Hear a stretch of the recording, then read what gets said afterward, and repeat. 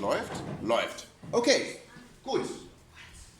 Also, wir werden jetzt kurz, wir haben noch 15 Minuten, wir werden noch 15 Minuten über die Vorbereitung aufs Quiz sprechen. Wie ihr bemerkt habt, ist die Aufgabe, die ich euch gegeben habe, sehr ähnlich wie die Aufgabe, die ihr machen musstet, um das Protokoll gut zu schreiben und Punkte zu bekommen. Yes, yes? Yes. Gut, okay. Also, in diesem Falle habe ich gefragt über ein Experiment, wo ein Astronaut auf dem Mars geflogen ist. Okay? Ich könnte auch ein Experiment machen, wo eine andere Feder benutzt wird. Okay? Wir haben beides gemacht. Darauf solltet ihr vorbereitet sein. You should be prepared to do a quiz that is a gravitational-based one or a spring-based one. Okay? Because we did both. Okay? So, most likely, if I were a betting man and I'm in charge, so I'm going to make this decision. Das Quiz gibt es wahrscheinlich zwei Möglichkeiten. Entweder Schwerkraft. Okay, und ich habe es gemacht auf dem Mars. Es wäre wahrscheinlich nicht auf dem Mars. Yes, könnte Venus sein, Mond, ein anderer Planet. Kapisch? Das würde Sinn ergeben. Oder das Experiment könnte mit einer Feder sein. Yes, yes? Okay, gut.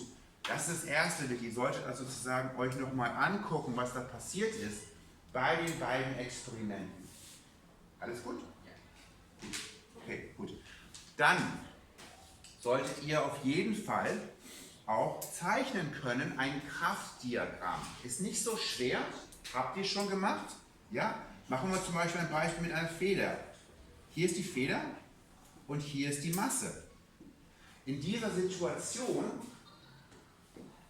welche Kräfte wirken auf diese Masse? Laurent, nennst du eine Kraft bitte? Nicht auf dein Papier gucken, sondern hier drüben. Diese Masse hängt an dieser Feder und hängt still. Sie bewegt sich nicht. Welche Kräfte wirken darauf? Nenne bitte eine Kraft, die auf diese Masse wirkt.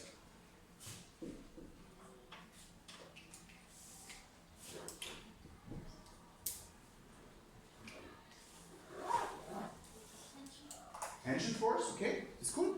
Können wir Tension Force nennen oder Spring Force, beides ist akzeptabel. Gut, wir machen einen Pfeil nach oben.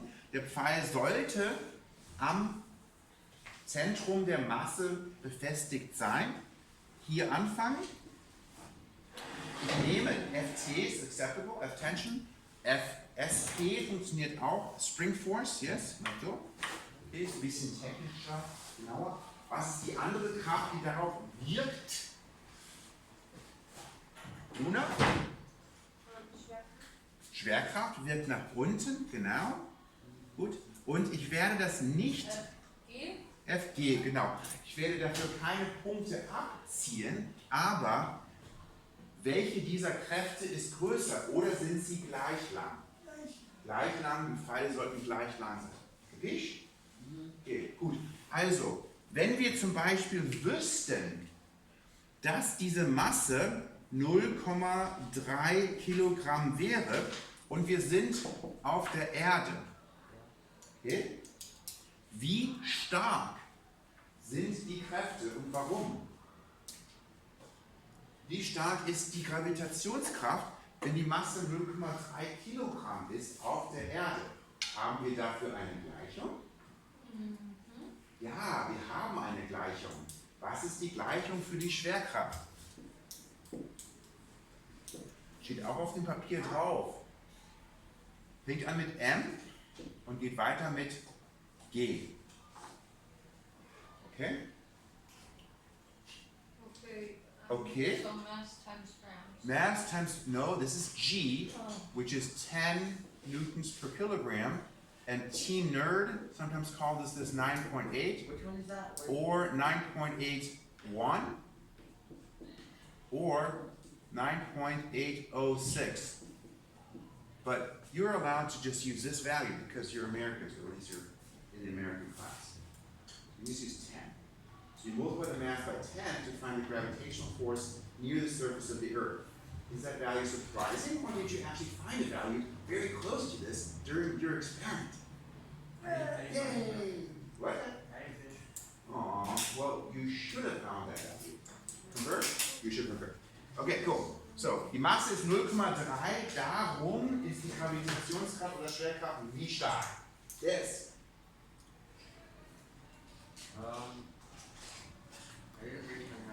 Okay. Du kannst aber trotzdem, die Gleichung ist Masse mal G und G ist 10. Die Masse ist 0,3. Oh, just multiply that. Yep.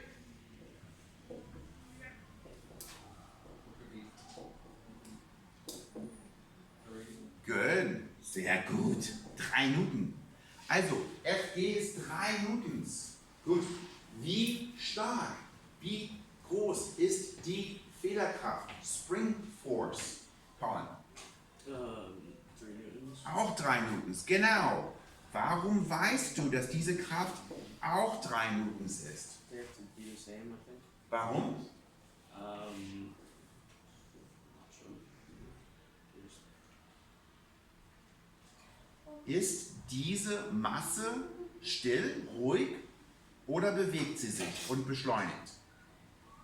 Does the mass sit still and not accelerate, or is it accelerating? Accelerates, I think. It doesn't accelerate, just sitting there. Where do you get the 0,3? What? Where do you get the 0,3? I told you the number. So I just said that. I gave you that number. So the mass is not accelerating? It's just sitting there. Hey, like you did the lab? Well, you probably not there. Spring, mass, hangs, doesn't accelerate. No. Chill. If it doesn't accelerate, does Newton's first law apply? No. Oh, wait. I was trying to guide my vocal tone. Did that work? Maybe I can give it a little push. Let's try that out. Can you apply it here? Better? Wait, still not working? Shit, man. That was working. I wasn't there. Okay, just look at my face. Does it apply? Yes. Good, there we go. Good. It does apply. Newton's first law does apply. Why does Newton's first law apply? Because it says the following.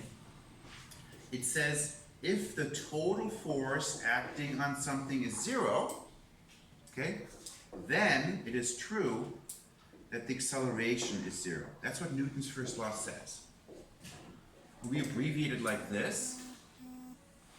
And just to clarify, it's N1, Newton's first law says sum of all the forces on the object, adding all the forces together, is 0 if the acceleration is 0, and if this is true, that is true. So it works in both directions. That's what that arrow means.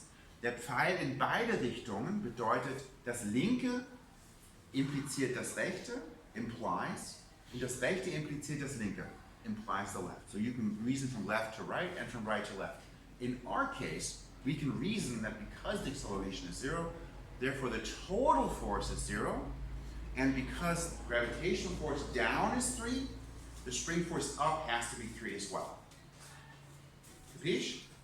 Good. So if you were going to justify this answer with the Newton's law, you were going to put down Newton's first law and feel special about getting points on your quiz, because that was one of the questions, wasn't it? Yeah. Yeah. Yeehaw. Yeah. Yeehaw. Okay, good. Gut, das haben wir jetzt geschafft. Ja? Do we have a video on this for this? I'm recording right now. Is that your question? You are? I am. Yay, so Cameron's over there. Okay, so Cameron's there. So let's assume we got a little table here. So we're going to do this thing here. And what we're going to do is, okay, this is kind of the hanging thingamajigger. This is this situation. So let's do this. I've got my spring. Whoop. and I'm going to use a force sensor to pull this. You guys remember this? We all did this, right? This is the way we did it. We did it the other way around, right? We hung it to it. That goes this time. Anyways, fine. Doesn't really matter. So like this, and then we have the force sensor. Look. Oh, this is the way we did it. Yep. There we go. And then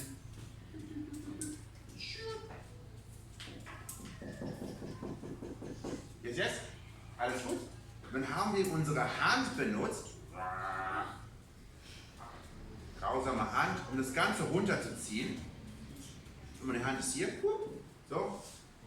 Dann ist das Ganze so. Ja? Und diese Distanz ist Delta X. Alles gut? Bewegt? Gut.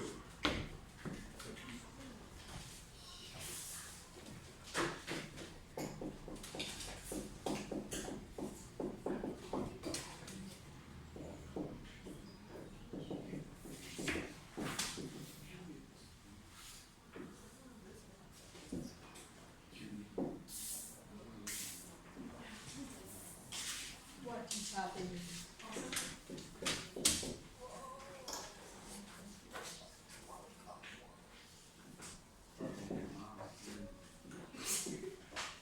Okay, gut. Solche Werte könnte ich euch geben. Okay? Diagramm anlegen. Steigung finden. Okay? Und in diesem Fall, wenn das Diagramm dann so aussieht, 2, 4, 6, 8.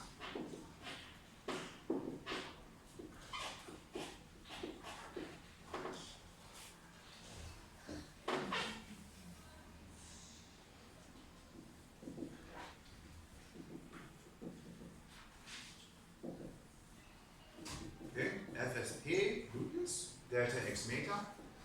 Okay.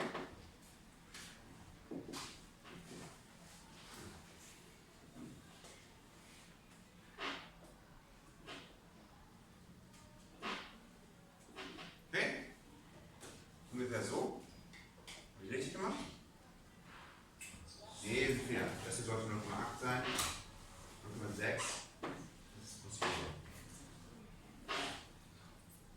so. Okay, alles gut? Gut. Ursprungsgrade. Wie finden wir bei der Ursprungsgrade die Steigung? Das ist das Letzte, wo wir schon mal drüber reden müssen, weil es haben manche schlecht gemacht. Wie finden wir die Steigung der Ursprungsgrade? Ja? We pick out a place in the line Das zum where Beispiel. we want, and Okay. then we write down what the newtons are and what the triangle x, the meters Ja. is, And then the and then Okay. you divide. Genau, also den Wert 3,6 Newtons durch 0,9 Meter. Okay. Dann haben wir 4,0 Newton pro Meter. Gut.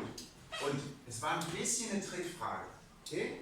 Ich habe gefragt, ihr habt die Steigung gefunden, dann habe ich euch gebeten, I asked you to find from that value the interesting thing. Okay?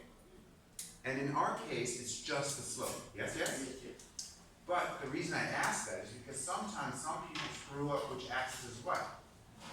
Okay? So if you did it the other way around, the slope is not actually that, but it's the inverse of it. Does that make sense? Don't do that. But as long as you plot FSP versus delta x, the slope is the spring constant, oder auf Deutsch Theta Konstante.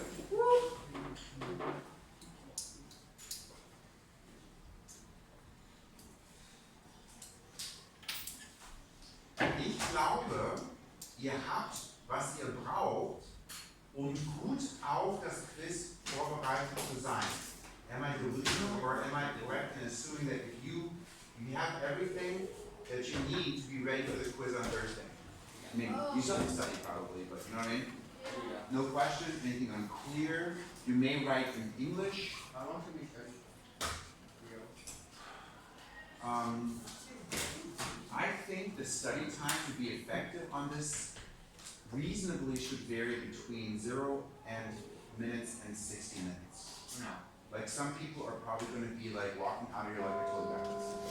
And some people are like, holy crap, I better watch those videos. So, it might be longer, but I think based on us having done this in class quite a bit, I wouldn't expect you to have to study 3 hours. You guys agree? Yeah? And some of you are like, I know this. Okay. Do make sure that you can do that quiz review sheet. If you can't do those questions, then you're screwed. I mean, right?